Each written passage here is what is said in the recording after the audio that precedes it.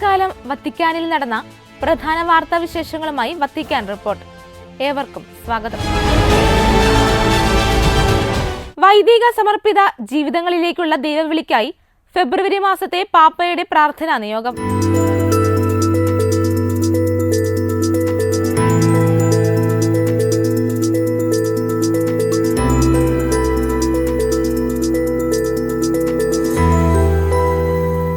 വൈദിക സമർപ്പിത ജീവിതാന്തസ്സുകളിലേക്കുള്ള ദൈവവിളിക്കായി പ്രാർത്ഥനയ്ക്ക് ആഹ്വാനമായി ഫെബ്രുവരി മാസത്തെ ഫ്രാൻസിസ് പാപ്പയുടെ പ്രാർത്ഥനാ നിയോഗം.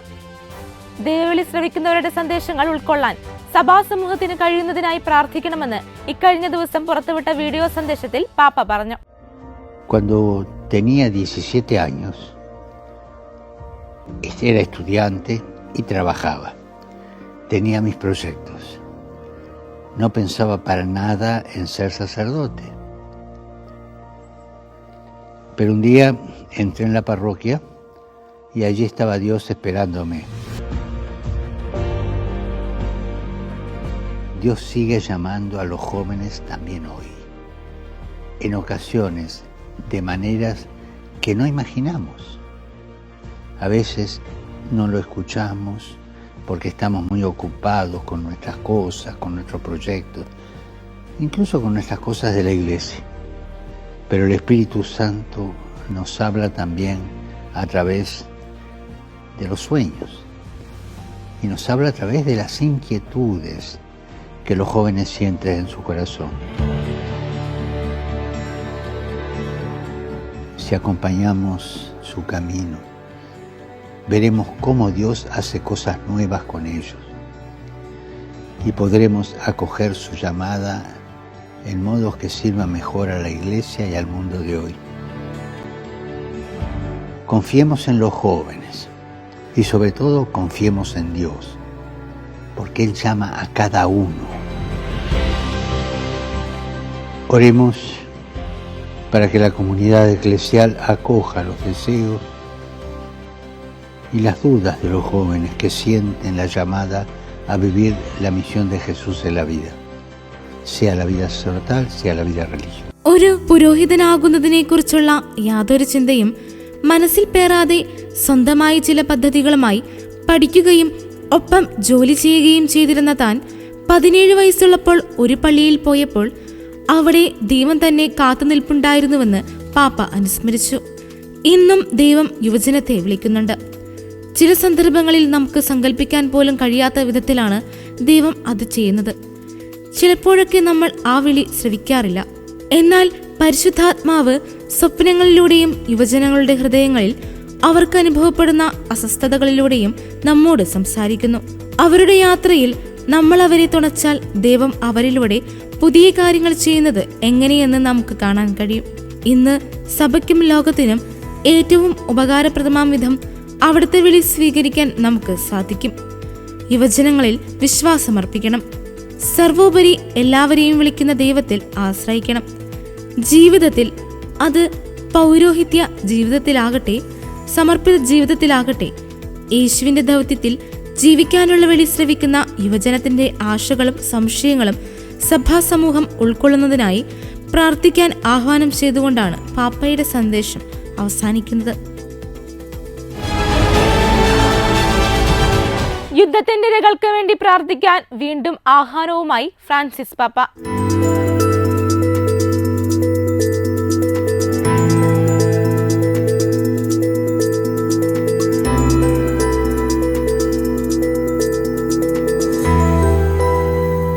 യുക്രൈൻ, ഇസ്രായേൽ, പാലസ്തീൻ എന്നിവിടങ്ങളിലേതുൾപ്പെടെ യുദ്ധത്തിന്റെ ദുരിതങ്ങളിലൂടെ കടന്നുപോകുന്ന ജനങ്ങൾക്ക് വേണ്ടി പ്രാർത്ഥനകൾ അഭ്യർത്ഥിച്ച് ഫ്രാൻസിസ് പാപ്പ.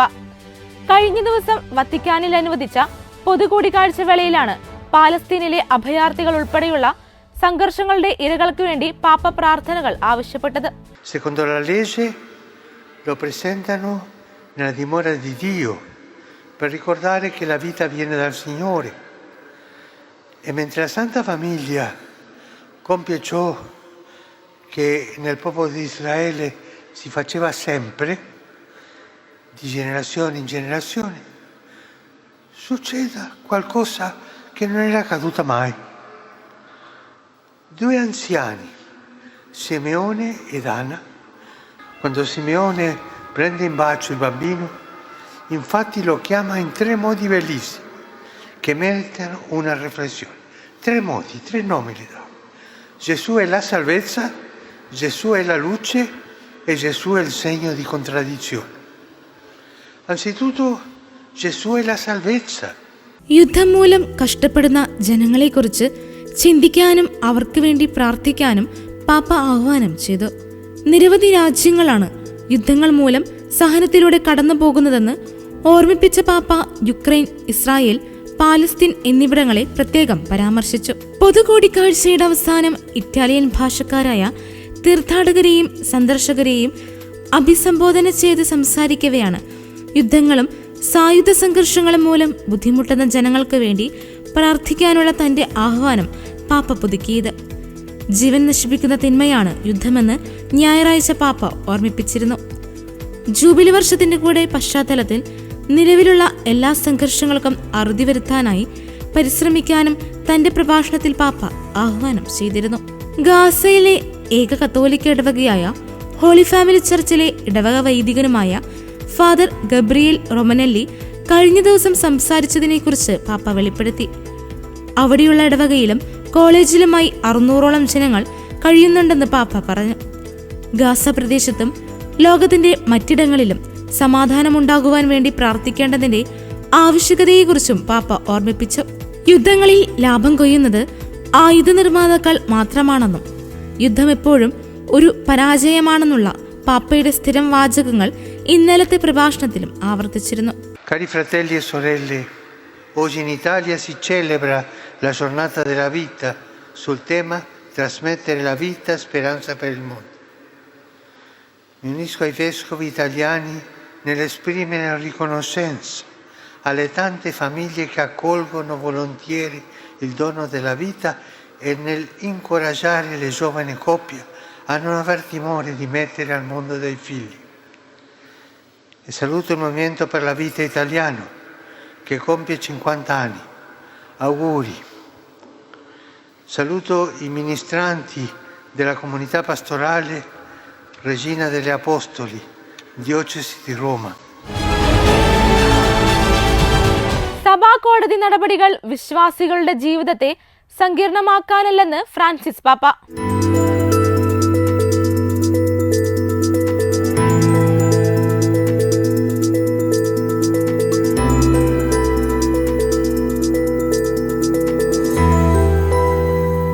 വിശ്വാസികളുടെ ജീവിതത്തെ അനാവശ്യമായി സങ്കീർണമാക്കുകയോ വ്യവഹാരങ്ങൾ വഷളാക്കുകയോ അല്ല സഭാ കോടതി നടപടികളുടെ ലക്ഷ്യമെന്ന് മാർപ്പാപ്പ.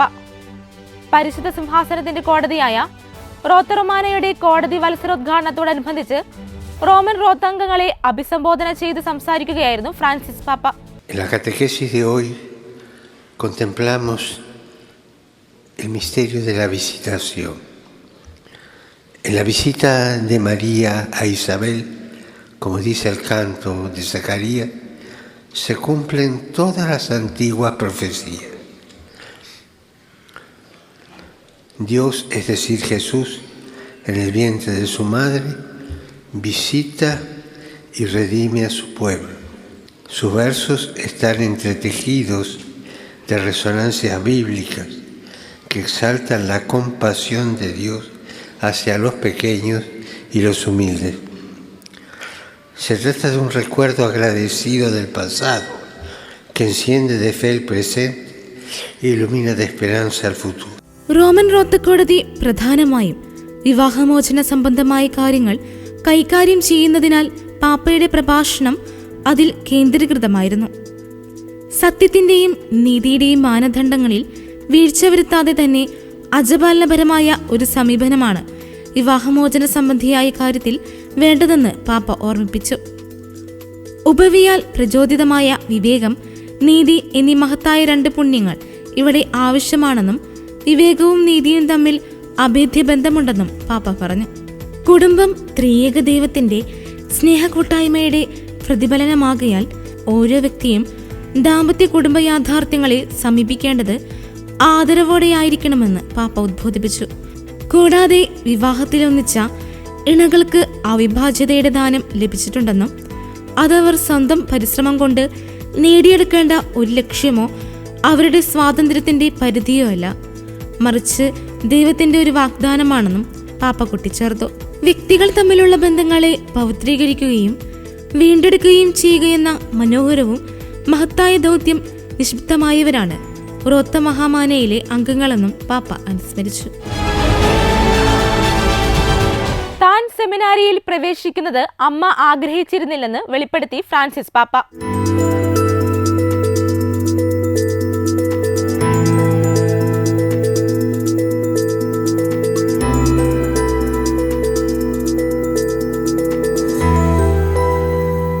താൻ സെമിനാരിയിൽ പ്രവേശിക്കുന്നത് അമ്മ ആഗ്രഹിച്ചിരുന്നില്ലെന്ന് വെളിപ്പെടുത്തി ഫ്രാൻസിസ് പാപ്പ. കഴിഞ്ഞ ദിവസം സ്പെയിനിലെ വലൻസിയയിൽ നിന്നുള്ള വൈദികാർത്ഥികളും പരിശീലകരുമായി നടത്തിയ കൂടിക്കാഴ്ചയിലാണ് ഫ്രാൻസിസ് മാർപ്പാപ്പയുടെ ഈ വെളിപ്പെടുത്തൽ. Giuseppe entra in scena nel Vangelo di Matteo come il fidanzato di Maria. Per gli ebrei il fidanzamento era un vero e proprio legame giuridico che preparava a ciò che sarebbe accaduto circa un anno dopo, cioè la celebrazione del matrimonio. Era l'ora che la donna passava dalla custodia del padre a quella del marito, trasferendosi in casa con lui e rendendosi disponibile al dono della maternità. È proprio in questo lasso di tempo che Giuseppe scopre la gravidanza di Maria e il suo amore viene messo duramente alla prova. വലൻസിയയിലെ വൈദികാർത്ഥികളോടൊപ്പം മാർപ്പാപ്പ 2 മണിക്കൂർ സമയം ചെലവഴിച്ചു. ആ സമയം സ്വതന്ത്രമായി മാർപ്പാപ്പയോട് ചോദ്യങ്ങൾ ചോദിക്കാൻ അവസരമുണ്ടായിരുന്നു. തദവസരത്തിൽ വൈദികാർത്ഥികളിൽ ഒരാൾ തന്റെ അമ്മ സെമിനാരിയിൽ പോകാനുള്ള തീരുമാനം അംഗീകരിക്കാത്തതിന്റെയും മകനു വേണ്ടി മറ്റു വഴികൾ സ്വപ്നം കണ്ടതിന്റെയും വേദനകൾ മാർപ്പാപ്പയോട് പങ്കുവച്ചു. അതിനുള്ള മറുപടിയായിട്ടാണ് താൻ സെമിനാരിയിൽ പ്രവേശിക്കുന്നത് അമ്മ ആഗ്രഹിച്ചിരുന്നില്ലെന്ന് പാപ്പ പറഞ്ഞത്. എന്നാൽ പൗരോഹിത്യ ദിനത്തിൽ അമ്മ എന്റെ മുൻപിൽ മുട്ടുകുത്തി അനുഗ്രഹം ചോദിച്ചുവെന്നും പാപ്പ വെളിപ്പെടുത്തി. ഈ യുവവൈദികാർത്ഥികൾക്ക് മാർപ്പാപ്പ നൽകിയ ഉപദേശം ഇതാണ്: പ്രാർത്ഥന, ആർദ്രത, ക്ഷമ. 2010 പ്രസിദ്ധീകരിച്ച പത്രപ്രവർത്തകരായ സെർജിയോ റുബിൻ, ഇഞ്ചല അഷബ്രാറ്റി എന്നിവർ ചേർന്നെഴുതിയ എൽ ജനറ്റ് എന്ന പുസ്തകത്തിലും ഈ വെളിപ്പെടുത്തലുണ്ട്. In tal modo Giuseppe di Nazareth richiama alla memoria un altro Giuseppe, figlio di Giacobbe, soprannominato Signore dei sogni.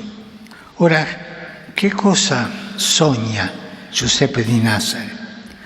Sogna il miracolo che Dio compie nella vita di Maria e anche il miracolo che compie nella sua stessa vita.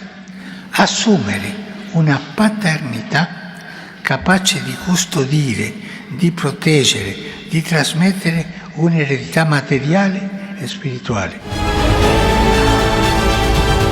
ലോകത്തിൽ സ്നേഹത്തെ ചലിപ്പിക്കുന്ന ശക്തിയാണ് ദൈവവിശ്വാസമെന്ന് Francis പാപ്പ.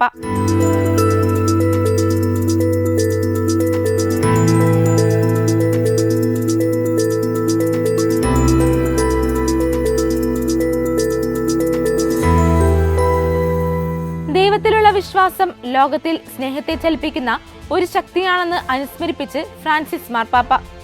വത്തിക്കാനിൽ നടന്ന പൊതുകൂടിക്കാഴ്ച വേളയിൽ വിശുദ്ധ ലൂക്കായുടെ സുവിശേഷത്തിലെ മറിയത്തിന്റെ സന്ദർശനം ഉൾപ്പെടുന്ന വചനഭാഗം വ്യാഖ്യാനിച്ചുകൊണ്ടുള്ള സന്ദേശത്തിലാണ് മാർപ്പാപ്പ വിശ്വാസികളെ ഇപ്രകാരം ഓർമ്മപ്പെടുത്തിയത്: പരിശുദ്ധ കന്യകാ മറിയത്തെ പോലെ ദൈവത്തിന്റെ സ്നേഹം സ്വീകരിക്കാനും സ്നേഹത്തെ ചലിപ്പിക്കുന്ന ശക്തി മറിയം അനുഭവിക്കുന്നതുകൊണ്ട് തന്റെ ബന്ധുവായ എലിസബത്തിനെ സഹായിക്കാൻ മറിയം തിടുക്കത്തിൽ പുറപ്പെടുന്നു.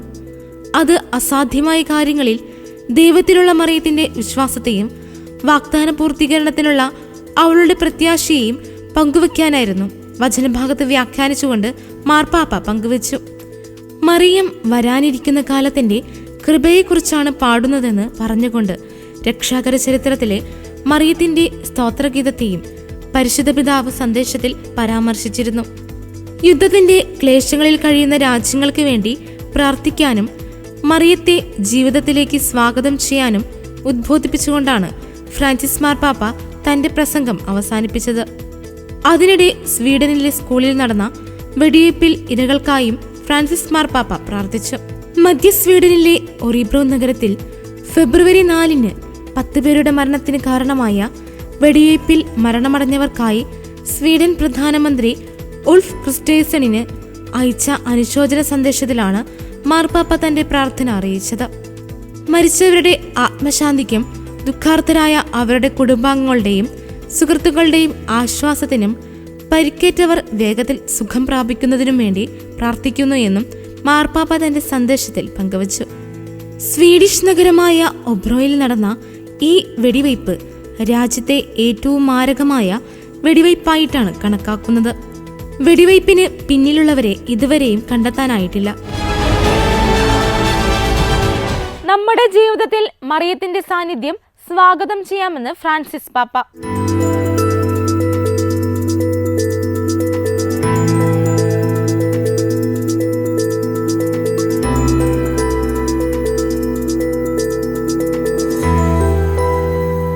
നമ്മുടെ ജീവിതത്തിൽ മറിയത്തിന്റെ സാന്നിധ്യം സ്വാഗതം ചെയ്യാമെന്ന് വിശ്വാസികളെ അനുസ്മരിപ്പിച്ച് ഫ്രാൻസിസ് മാർപ്പാപ്പ. വത്തിക്കാനിൽ പതിവുള്ള കൂടിക്കാഴ്ച വേളയിലെ സന്ദേശത്തിലാണ് മാർപ്പാപ്പ ഇപ്രകാരം പറഞ്ഞത്.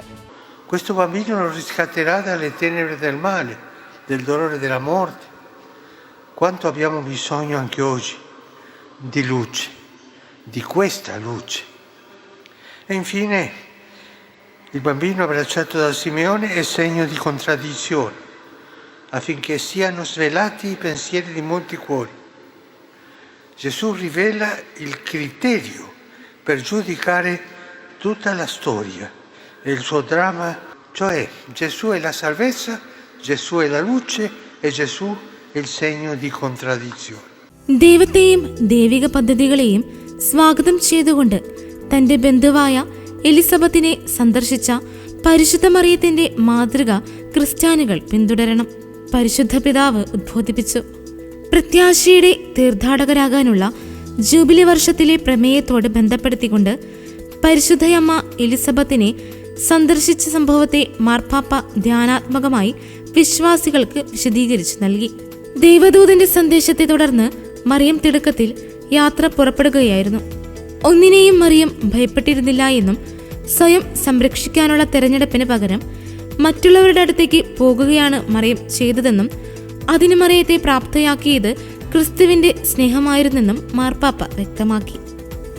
അസാധ്യമായ കാര്യങ്ങളിൽ ദൈവത്തിലുള്ള മറിയത്തിന്റെ വിശ്വാസത്തെയും അവിടുത്തെ വാഗ്ദാനങ്ങളുടെ പൂർത്തീകരണത്തിലുള്ള മറിയത്തിന്റെ പ്രത്യാശയെക്കുറിച്ചും പാപ്പ പറഞ്ഞു. അതേസമയം ആഗോള മുത്തശ്ശിമാരുടെ ദിനത്തിന്റെ പ്രമേയം പ്രത്യാശ കൈവെടിയാത്തവൻ ഭാഗ്യവാൻ എന്ന പ്രഭാഷക വചനമാണെന്ന് വെളിപ്പെടുത്തി മാർപ്പാപ്പ. ഈ വർഷം ജൂലൈ 27 ഞായറാഴ്ചയാണ് 5ാമത് ആഗോള മുത്തശ്ശിമാരുടെ ദിനമായി ആചരിക്കപ്പെടുന്നത്. ജീവിതത്തിന്റെ അവസാന ഘട്ടത്തിൽ പ്രായമായവരുടെ പ്രത്യാശയെ ഉയർത്തിക്കാട്ടാൻ ആഗ്രഹിക്കുന്ന ഫ്രാൻസിസ് മാർപ്പാപ്പ 2021 മുത്തശ്ശിമാരുടെ ആഗോള ദിനം ആരംഭിച്ചത്. എല്ലാ രൂപതകളും ഈ ദിനാചരണത്തിൽ പങ്കുചേരാനും ജൂലൈ 27 ആഘോഷങ്ങൾ പ്രായമായവർക്കായി സമർപ്പിക്കാനുമുള്ള ഫ്രാൻസിസ് മാർപ്പാപ്പയുടെ ക്ഷണം അൽമായർക്കും കുടുംബങ്ങൾക്കും ജീവനുമായുള്ള ഡിക്കാസ്റ്ററി വ്യക്തമാക്കി. മുത്തശ്ശിമാരുടെ സാന്നിധ്യം എല്ലാ കുടുംബങ്ങളിലും സഭാ സമൂഹത്തിലും പ്രത്യാശയുടെ അടയാളമായി എങ്ങനെ മാറ്റാമെന്ന് ചിന്തിക്കാനുള്ള അവസരമായി ഈ ദിനാചരണം മാറുമെന്ന പ്രത്യാശയും വത്തിക്കാൻ പ്രകടിപ്പിച്ചു. Che cosa attendo nella mia vita? Qual è la mia grande speranza? Il mio cuore desidera vedere il volto del Signore, aspetto la manifestazione del suo disegno di salvezza per l'umanità. Angelus Dominus, Ave Maria. Et concepit Spiritus Sancto. Ave Maria, grazia plena, Dominus tecum. Russian ബോംബാക്രമണത്തിനിരയായ ബാലനെ 3ാം തവണയും നെഞ്ചോട് ചേർത്ത് മാർപ്പാപ്പ.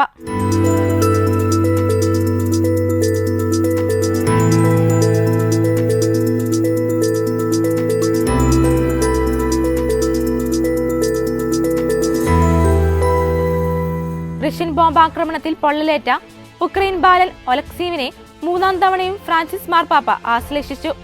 2022 missile ആക്രമണത്തിൽ അതീവ ഗുരുതരമായി പരിക്കേൽക്കുകയും 33ലധികം ശസ്ത്രക്രിയകൾക്ക് വിധേയനാവുകയും ചെയ്ത ഒലക്സീവ് 2023 ആദ്യമായി മാർപ്പാപ്പയെ കണ്ടുമുട്ടുന്നത്.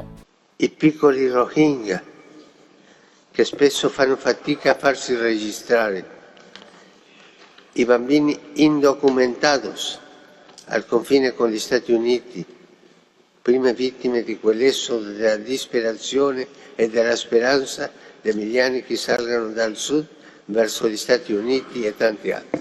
2024 ലോക ശിശു ദിനത്തിൽ രണ്ടാമതും 2025 ഫെബ്രുവരി 3 നടന്ന കുട്ടികളുടെ അവകാശങ്ങൾക്കായുള്ള അന്താരാഷ്ട്ര ഉച്ചകോടിയിൽ മൂന്നാമതും മാർപ്പാപ്പയുടെ ആശ്ലേഷം ഒലക്സീവ് ഏറ്റുവാങ്ങി.